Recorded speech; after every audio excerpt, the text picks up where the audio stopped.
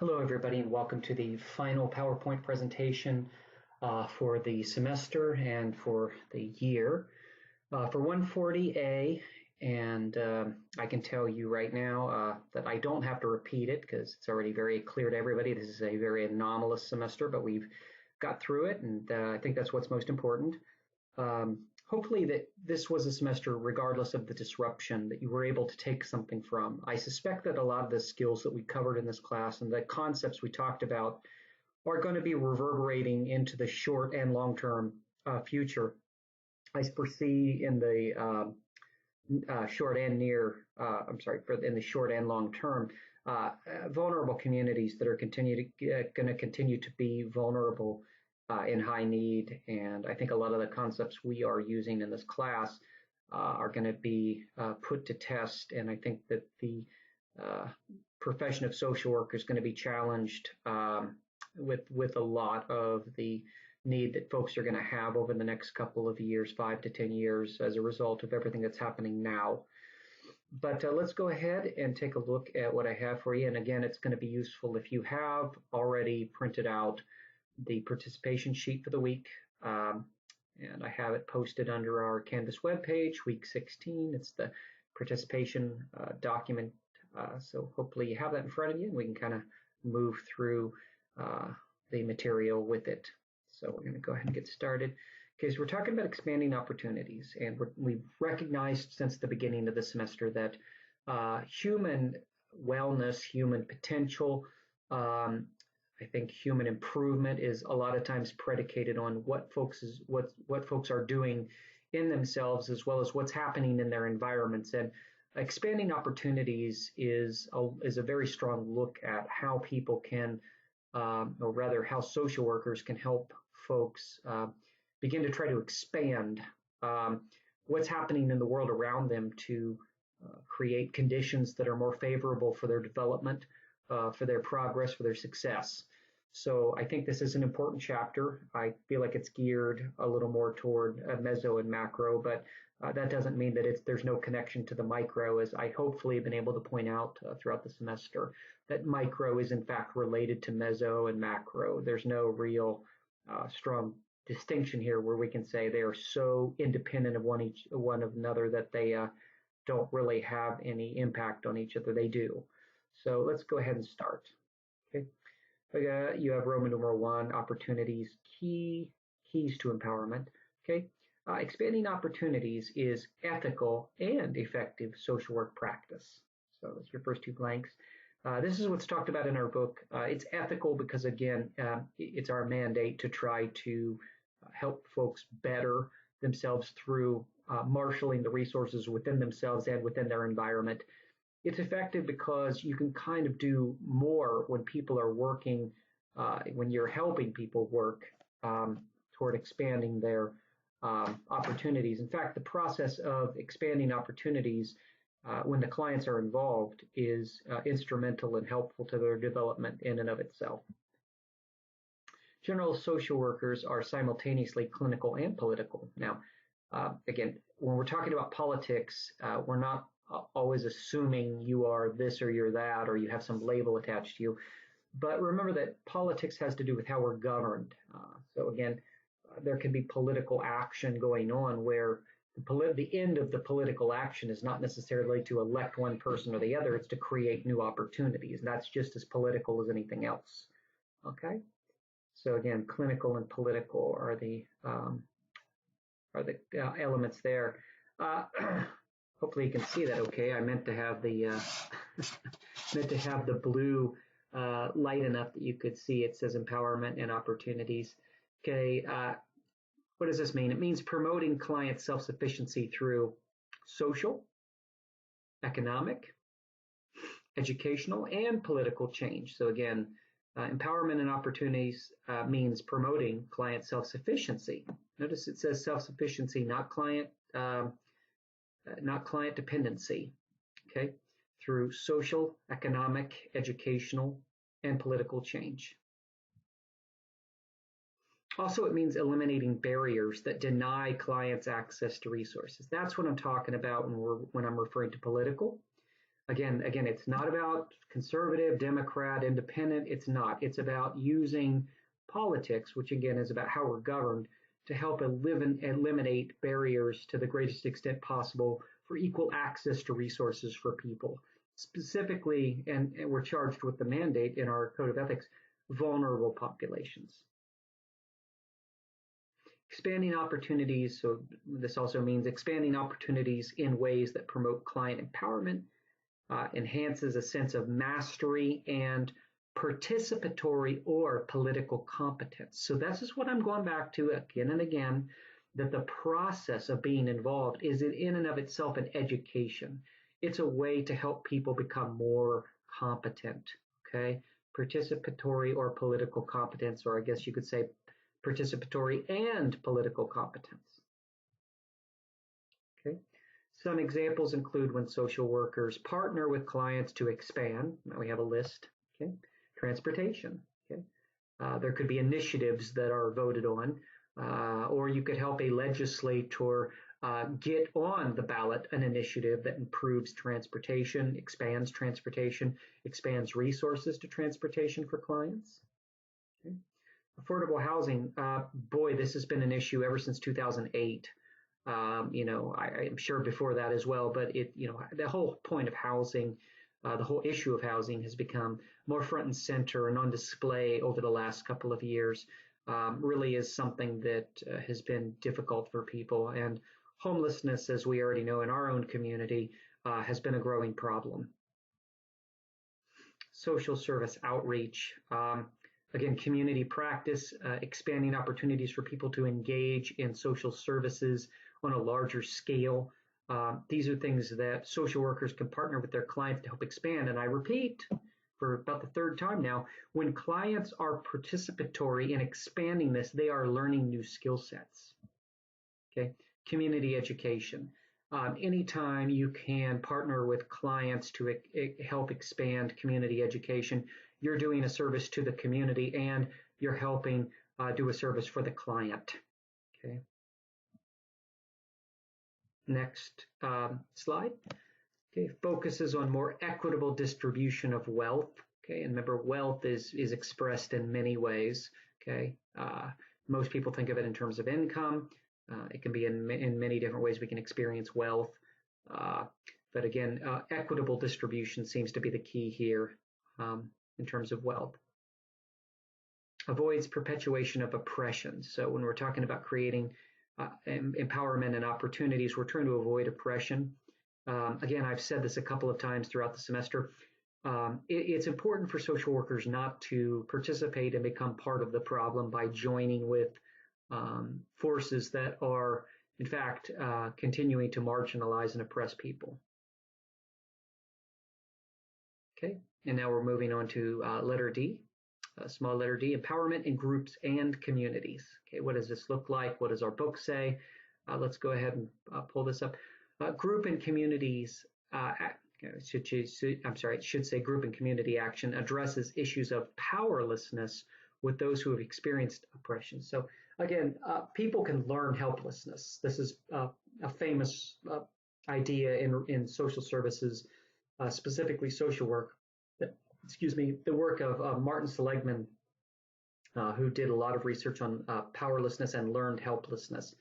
The point of helping groups and communities interact and expand their opportunities is an exercise in trying to defeat issues of powerlessness, overcome ideas of powerlessness, specifically with populations who have experienced a high level of oppression.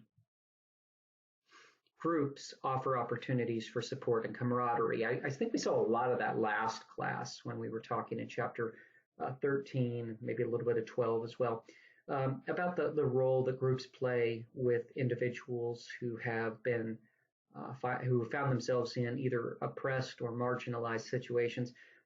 Groups offer a high level of support and camaraderie for people you really can't find in other ways. Okay. Further, groups promote the development of conscientization. Okay, now this is a term that basically means critical awareness. This is an expanding of awareness. It's a hard one, isn't it? Conscientization This is basically being able to be aware of how forces are at work in um, in keeping people at a certain status quo. Now, if you can imagine somebody who has spent a lot of their life blaming themselves for problems that were in fact systematic, that were contributed to by bigger forces, and they figure out all of a sudden, my goodness, I'm not crazy, I'm not lazy, I'm actually a part of something here that was not really my choosing, not really my fault. This is a very powerful step for somebody. This is a very powerful moment in somebody's life when they can begin to understand that their marginalization was not exclusively about just them feeling crazy or being, being depressed. It's something that was part of a larger systematic level of forces. While critical education is a form of networking knowledge, praxis, now here's a word, praxis, it's defined as a combination of reflection and action. And again, as you move through your curriculum, we talk a lot about praxis, and when you get into the master's program, they talk about praxis, which is really a process, like is stated here, that combines reflection and action. So you are going through the actions of being a social worker and then reflecting, and usually in some form of a journal or some kind of assignment. That's really what praxis is about. Consciousness raising, okay, is the process of developing awareness and increasing knowledge about the effects of oppression. Again, this is something that can be done very powerfully in group formats and within communities. When communities come together and they realize the forces that have been acting against them or keeping them or in a certain spot or promoting barriers. Again, this is liberating for many people. Individuals who experience similar issues can join together, express a collective voice, and influence change. Again, you're going to be a lot more powerful as a group than you are necessarily as an individual. I think individuals themselves make up groups, of course, but I think the collective action of groups can really move the needle, move the dial, so to speak, when it comes to affecting change and also moving influence. If you have a group of people who are protesting, that's going to be a lot louder than one person with a sign. Okay, this is where we see collectivism beginning to work in a very operative way. Okay. Identifying resource shortages, and I said this at the beginning today. You definitely are going to start to begin to see resource shortages in the near and long-term future, especially with relation to how the economy is beginning to unfold as a result of everything that's happening around us right now. So again, one thing we do as social workers, among others, is identify resource shortages so that we can help people collectively expand their access to resources. But first, you have to identify them, right? Okay. Within the ever-changing needs of human systems, gaps and barriers exist. There's your blanks to fill in. Gaps and barriers exist. Okay. Part of what we do, again, as social workers is identify the gaps and barriers. Okay. I wanted to just reference this, and I don't go into great detail. I save that for page 362, which gives you the figure 14.1, which is a little more detailed than what I'm giving you here. But again, when we're talking about a process for social workers to use, we have three parts. And again, there are attending questions that go with each part. They're contained in figure 14.1 on page 362. Continuum of needs is the first part. Again, there's some questions that go along with that are contained in the book. Acknowledging and analyzing the continuum of needs for your client base, for the population with which you work, is the first step. Continuum of services, so we're seeing, again, an analysis that includes a survey of the needs and also a survey of the services. And when you know the needs and you are beginning to inventory the services, you can identify the gaps and the barriers. And finally, here it is, gaps and barriers in the service delivery system effectively are identified. I guess I kind of gave you a teaser trailer. It's kind of a spoiler, okay? But again, I would encourage you to take a look at page 362 and you take a look at a process that a social worker can go through to begin the process of identifying gaps and barriers for clients. Mobilizing resources. Okay, how does this happen? What is this about? Okay, acting as mobilizers, social workers assemble people and organizations in order to join diverse constituencies and influence political forces. Okay, again, we mobilize, we help people assemble, we help organizations who have common goals. That's what we mean by diverse constituencies. Okay, join together to influence political forces. So you can talk about groups of people coming together to affect collective action. You can also talk about alliances. We talked about alliances in the last chapter. I hope you recall that. Coming together to affect change. So if you can organize a number of different if you can help a number of different agencies sponsor some kind of a movement towards some kind of change, it's a lot more powerful than having just one do it. You form coalitions. This is something that social workers can do, are in a good position to do, and this is what we talk about when we mention mobilizing resources. Okay, educating the public. How do we do that? Well, among other things, social workers act as conduits, okay, kind of like fountains, kind of like spigots, the kind you turn on faucets. You turn the faucet, a lot of water comes out. We are conduits of information in order to disseminate information throughout the community. So as a spigot, as a faucet, as a conduit, pick your metaphor, they all mean effectively the same thing. That we are channels that information can come through for community involvement. And so we are clearinghouses or warehouses of information. This is all very important. Okay. Such efforts may include media promotions, television and radio appearances, public service announcements, newsletters, and video productions. And again, that's just a small list. The book actually goes through a number more, but I just kind of took the ones that stood out for me. Okay, so as conduits of information that we disseminate throughout the community, we may do this in a number of ways, including, but not limited to, media promotions, television and radio appearances, public service announcements, newsletters, and video productions, which I imagine after all of this COVID stuff, we're going to be a little bit better and well-versed at video production, or at least teachers are. I don't know. Maybe students already are. Who knows? All right, moving on. Writing grant proposals. That's another way to expand opportunities.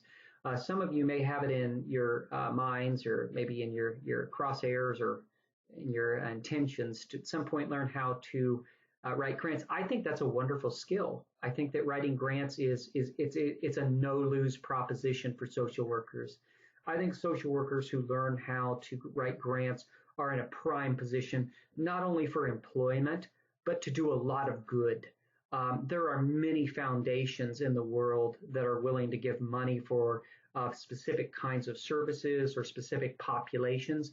And really what it is matching the need with the source of funding. So again, if you, for example, learned that let's just use an obvious one, that your community has an inordinately high number of homeless individuals, and you find some foundation with a pot of money, and it can be a lot of money, by the way, to help with the problem, then you can write a grant, and the grant funders can read the grant written and maybe decide to fund communities and activities for the need in wherever you're at. So again, it's a very portable and important skill, grant writing. Okay. Writing grants represents an avenue for acquiring new sources of funding. Yes, expanding the pie, so to speak. Okay.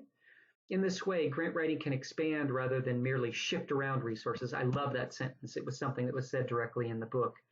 That when you're writing grants and you're helping agencies or foundations or groups, whatever, expand income streams, it's not just a matter of kind of moving around or kind of a shell game where we're moving around resources. You're expanding new streams of resources. You're actually doing something to help people in a way that you're expanding the income sources rather than simply just doing moving around the resources that already exist. Often a competitive process, like the steps of research grant writing involves. Okay, and let me just highlight something. It is a competitive process. There's usually more than one group trying to apply for a grant. That's why writing skills are so important, and that's why research skills are so important when it comes to grant writing.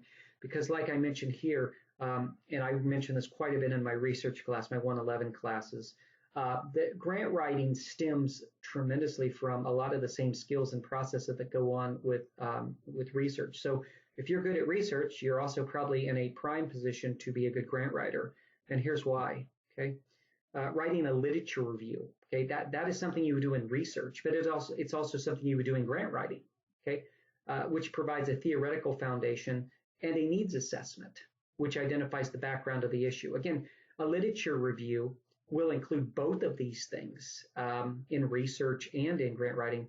It identifies a theoretical a foundation, which I always have my students do, and also some kind of a background of the issue. A literature review, when done well, can really raise the star of whatever issue you're trying to promote.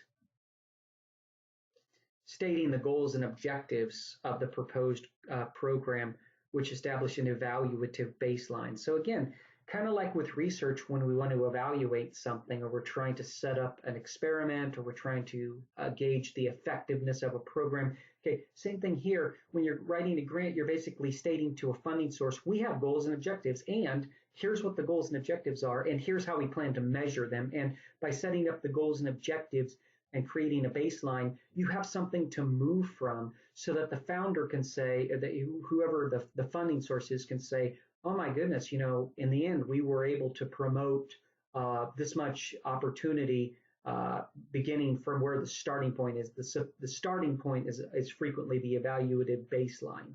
Okay. The other thing you want to do in a grant is you want to specify program activities designed to meet the goals and objectives. So you do provide the goals and objectives, and then also you're going to pair with the goals and objectives activities to meet the goals and objectives, and how they shall be implemented. That's another big part of how grant writing can look a little bit like research, or a lot like research. Okay. Describing an evaluation plan with deadlines, data collection procedures, and methods for analyzing the data.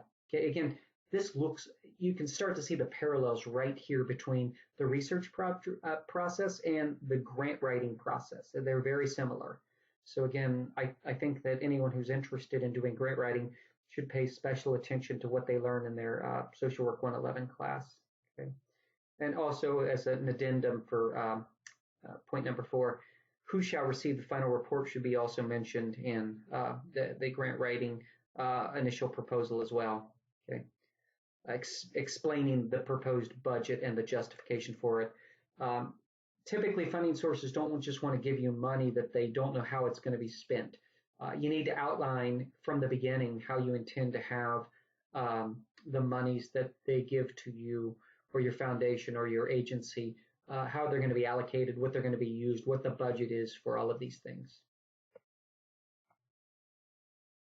Community change. Okay. With respect to community change, members of a community draw upon and contribute to. So remember, this is a two-way street. That's why we keep saying transactional. You've heard that term transactional throughout the entire semester. This sums it up very nicely, I thought. Members of a community draw upon and contribute to a community's economical, political, social, and cultural resources. Thus, there is a reciprocal, okay, give and take, kind of going back and forth, exchange between a community and its members. I think that's nicely stated in our book.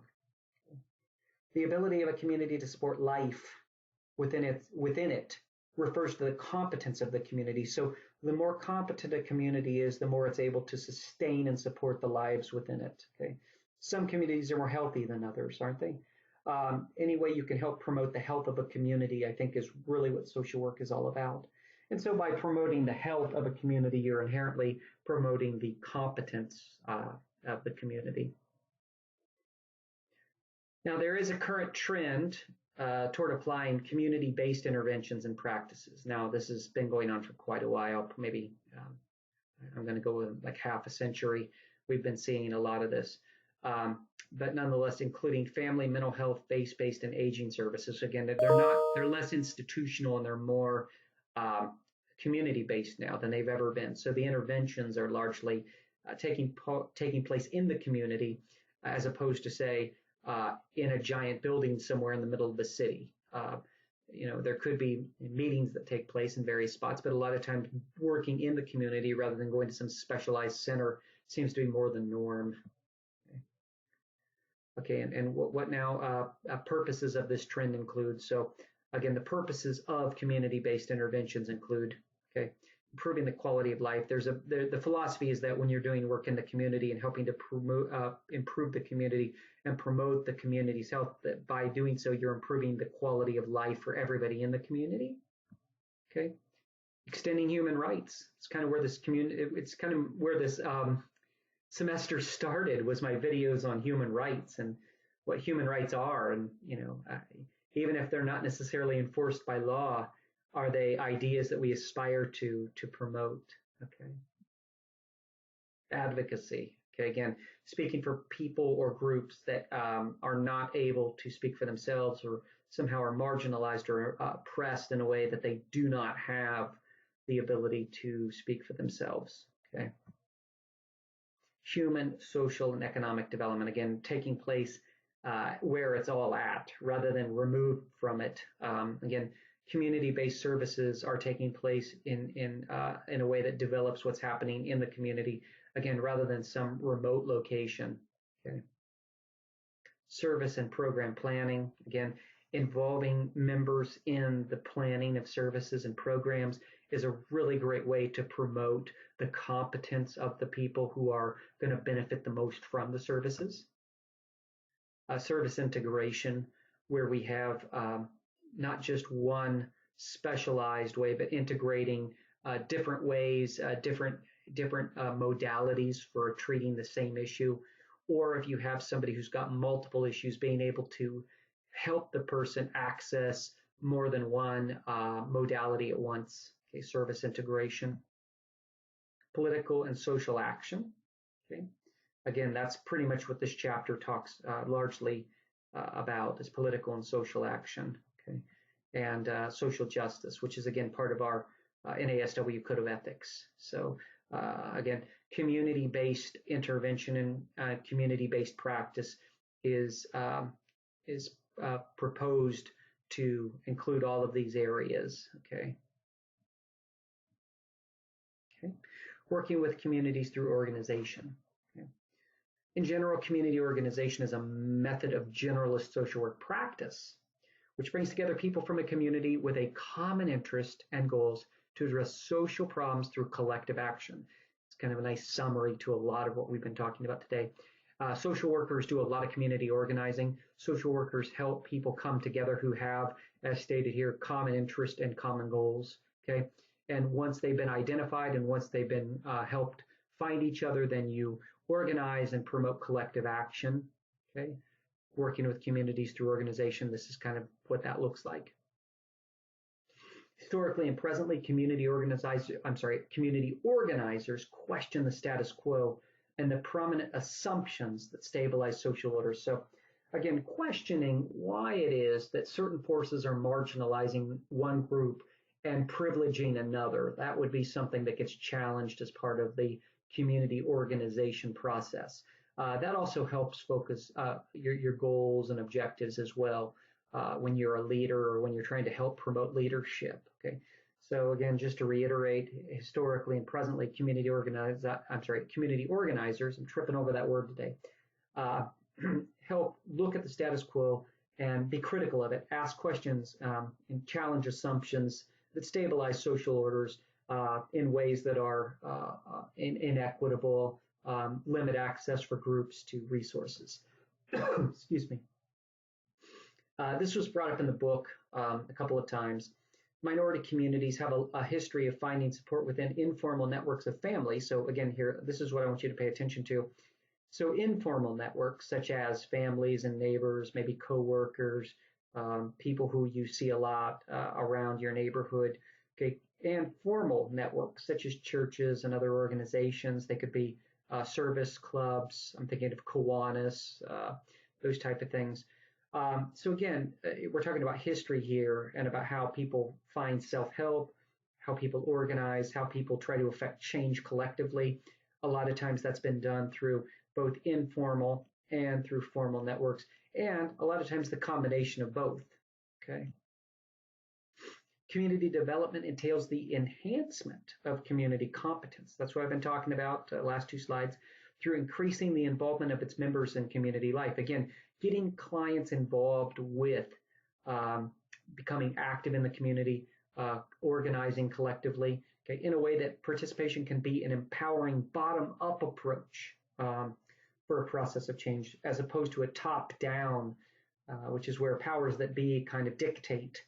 Bottom up is when we're growing from more of a grassroots type of organization rather than allowing the powers to dictate what things are supposed to be and look like. Again, I cannot stress to you enough that even somebody's participation, a client's participation in a movement or in a collective action is in and of itself liberating and can be mentally a healthy process. So you could have somebody who, for example, is anxious or depressed, and maybe they've got really good reasons to be. But when they find some kind of a network, or they find through the work together that they're part of a process of collective action, a lot of times some of their symptoms will dissipate. Some of their symptoms will kind of dissolve a little bit because what they're doing is empowering. And a lot of times when we feel depressed or when we feel anxious and out of control, we feel powerless. So getting people involved in the process, it's not just about the content, it's about the process of getting people involved.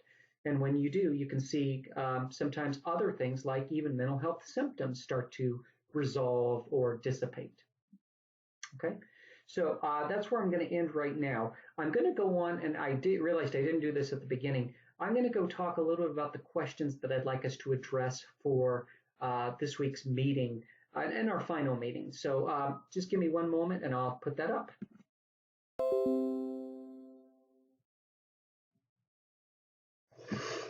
Okay, so I didn't get a chance to do this at the beginning, or at least I forgot to do it at the beginning, so I'm sorry about that. I just wanted to go over this very briefly with respect to the vignette questions, which you do have on your participation sheet. And again, what I would like you to do is take a look at a vignette that is in our book on pages 367 through 369. In that particular vignette, we're talking about a young man, Raymond. There is a description given of his neighborhood. And my question initially is, what seem to be the extent of the opportunities offered there when we're hearing it described in detail? When you hear about initially what's happening in Raymond's neighborhood, this is before we talk about other kind of proposed opportunities or whatnot. We're talking about how things look when we're first introduced to Raymond vis-a-vis when he's, with his family, with his mom. Okay, this also kind of trails into this next question. How does Raymond conceive of the warlords in the vignette? From his perspective, what does membership in this gang offer? What does it afford him? Okay. By contrast, what kinds of opportunities are offered in the second scenario with the Northside Grocery Center, the Northside Center Grocery rather? What kinds of skills may be developed in this context? How could that be different than what you see in the first part? Okay. Number 4, what process was undertaken to create the Northside Center? What were the neighbors' needs and how were they discovered? Okay. Number 5, what were some of the communal benefits derived from having the Northside Center? In what ways does its presence expand opportunities? Again, that's what this whole chapter is all about. If you have something like a Northside Center, in what ways do folks' opportunities become expanded? Hopefully, that's exactly what's happening, but I'm kind of asking you a critical thinking question, which was, basically, what does what does the community center's presence mean insofar as how does it expand opportunities? And finally, number 6, okay, in your opinion, what is the significance of the following quote from our text? Clearly, it is important to organize with members of a community in a collaborative sense. And I think it's, goodness gracious, should say rather, than for them in a patriarchal sense. And I think really what we should do is I'm kind of looking at these words is I want to emphasize, okay, with versus for. Okay, let me just highlight that really quickly. So we can actually even highlight it, right? How about that? Okay, there we are. So let's try that again. Okay, in your opinion, what is the significance of the following quote from our text? Clearly, it is important to organize with members of a community in a collaborative sense rather than for them in a patriarchal sense. And in order for this to work, you probably need to know what patriarchal means, but that's something you can probably look up in a dictionary or Google it, for goodness sakes. So again, thinking about what these terms mean and why there's a difference between them. These are the things that I'd like to be able to talk about when we meet during our Zoom session on Thursday. Okay. In the meantime, be well, and I'll look forward to seeing you guys. And sadly, that'll be our last meeting. But again, it's been a pleasure, and you guys have been troopers. You've been champions throughout all of this, and I appreciate your wherewithal in spite of all of the changes and all of the transitions we've had during this semester. So, okay, I will look forward to seeing you guys on Thursday.